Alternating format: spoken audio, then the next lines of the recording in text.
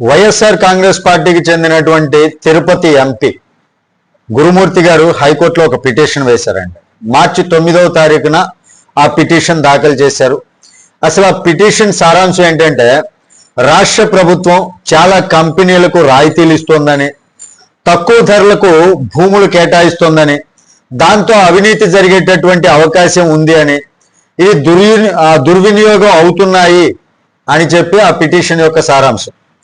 కాబట్టి ఈ వ్యవహారాన్ని అడ్డుకోవాలని చెబుతూ రాష్ట్ర ప్రభుత్వాన్ని, ఏపీఐఐసిని మరియు ఆయా కంపెనీలను ప్రతివాదులుగా చేస్తూ హైకోర్టులో పిటిషన్ వేశారు. ఇందులో చాలా కంపెనీల పేర్లు కూడా ప్రస్తావించారండి. పెద్ద పెద్ద కంపెనీలు, పెద్ద పెద్ద గ్రూపులు, అందులో ముఖ్యంగా రైడాన్ ఇన్ఫోటెక్ అనే సంస్థను కూడా ప్రస్తావించారు. ఎందుకంటే విశాఖపట్నంలో గూగుల్ డేటా సెంటర్ కోసం ప్రాజెక్ట్ వస్తుంది కదా, దానికి అనుబంధంగా ఆ కంపెనీకి కూడా భూములు ఇవ్వడం తప్పు అన్నట్లుగా పిటిషన్లో పేర్కొన్నారు. మనం చూసాం కూడా. అందులో ఆయన ఏ కంపెనీల మీద పిటిషన్ వేశారు అన్నది కూడా మనం చూస్తూనే ఉన్నాం. కానీ ఇప్పుడు ఎందుకు మళ్ళీ ఈ మాట వస్తుంది అంటే, ఈ పిటిషన్ పై హైకోర్టు చేసినటువంటి వ్యాఖ్యలు ఇప్పుడు పెద్ద చర్చకు దారితీశాయండి. హైకోర్టు చాలా స్పష్టంగా ఒక ప్రశ్న అడిగింది. ప్రోత్సాహకాలు ఇవ్వకపోతే పెట్టుబడులు ఎలా వస్తాయి? అది నిజంగా ఆలోచించాల్సినటువంటి ప్రశ్నే కదా. ఎందుకంటే ఒక రాష్ట్రానికి పరిశ్రమలు రావాలి అంటే, ఉద్యోగాలు రావాలి అంటే, పెట్టుబడులు రావాలి అంటే ప్రభుత్వం కొన్ని ప్రోత్సాహకాలు ఇవ్వాల్సిందే. ఇది కేవలం ఆంధ్రప్రదేశ్లో మాత్రమే కాదు, దేశం మొత్తం చూస్తే అటు మహారాష్ట్ర కావచ్చు, గుజరాత్ కావచ్చు, తమిళనాడు కావచ్చు, కర్ణాటక కావచ్చు, ఇలా ఈ రాష్ట్రాలన్నీ పెట్టుబడులు ఆకర్షించడానికి భారీ సబ్సిడీలు కూడా ఇస్తున్నాయి. అందుకే హైకోర్టు మరో కీలక వ్యాఖ్య కూడా చేసిందండి. మార్కెట్ ధరలకే భూములు ఇస్తామంటే కంపెనీలు దండం పెట్టి వెళ్ళిపోతాయి. మరి వాస్తవమే కదా. కోర్టే మొట్టిగా వేసింది వైఎస్ఆర్సీపీని. ఇంకా ఒక ముఖ్యమైనటువంటి పాయింట్ కూడా ఒకటి చెప్పిందండి. ప్రభుత్వ విధాన నిర్ణయాల్లో కోర్టులు జోక్యం చేసుకోలేవు. అంటే పాలసీ నిర్ణయం తీసుకోవటం ప్రభుత్వం యొక్క హక్కు. ఇంకా ఒక ఆసక్తికరమైన విషయం ఇందులో మరలా చెప్పిందండి. ఈ పాలసీ వల్ల నష్టపోయామని ఏ కంపెనీ కూడా కోర్టుకు రాలేదు. కానీ ఒక రాజకీయ నాయకుడు మాత్రమే పిటిషన్ వేశారు. దీని మీద కూడా హైకోర్టు వ్యాఖ్య చేసింది.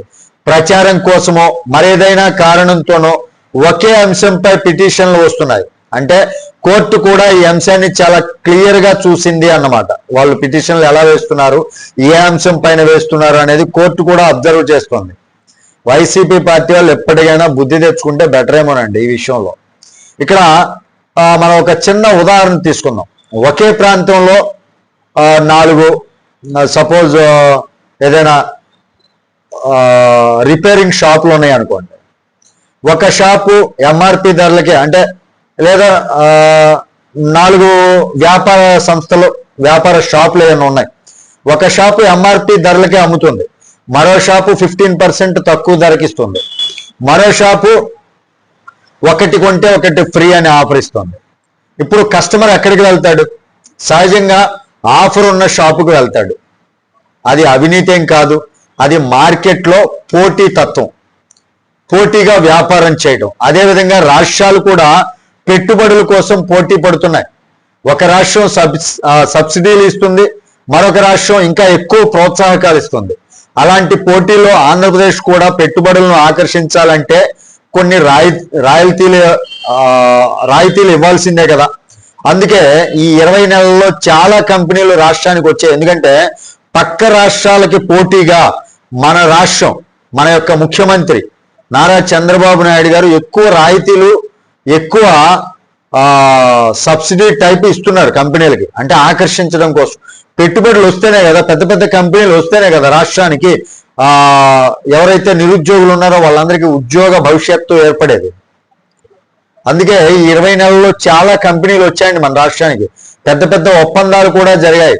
ఇవన్నీ కూడా ప్రభుత్వం పెట్టుబడులను ఆకర్షించడానికి చేసినటువంటి ప్రయత్నాల వల్లనే. కాబట్టి ప్రతి కంపెనీకి భూములు ఇవ్వడం తప్పు, ప్రోత్సాహకాలు ఇవ్వడం తప్పు అని అడ్డగోలుగా పిటిషన్లు వేస్తే చివరికి ఏమవుతుంది అంటే, కోర్టులో మొట్టికాయలు తినడం తప్ప, ప్రజల్లో చులకన అవ్వడం తప్ప మరేదైనా ప్రయోజనం ఉందా? వైఎస్ఆర్సీపీ ప్రజల్లో ఇప్పటికే చులకనైపోతుంది.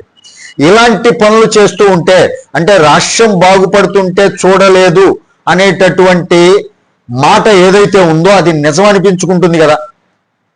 ప్రతిపక్షం పాత్ర ప్రభుత్వాన్ని ప్రశ్నించేలాగా ఉండాలి, అవినీతి ఉంటే బయట పెట్టేలా ఉండాలి. కానీ అభివృద్ధి దిశగా వెళ్ళేటటువంటి నిర్ణయాలను అడ్డుకునే విధంగా ఉండకూడదు.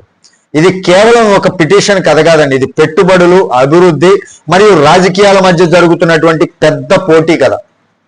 మరి ఈ అంశం పైన మీ యొక్క విలువైనటువంటి అభిప్రాయం ఏంటి అనేది కామెంట్ రూపంలో తెలియజేయండి. వీడియో నచ్చితే ఖచ్చితంగా లైక్ చేయండి, ఛానల్కి సబ్స్క్రైబ్ చేసుకున్నాను కొంచెం సపోర్ట్ చేయండి. Thank you. జై హింద్.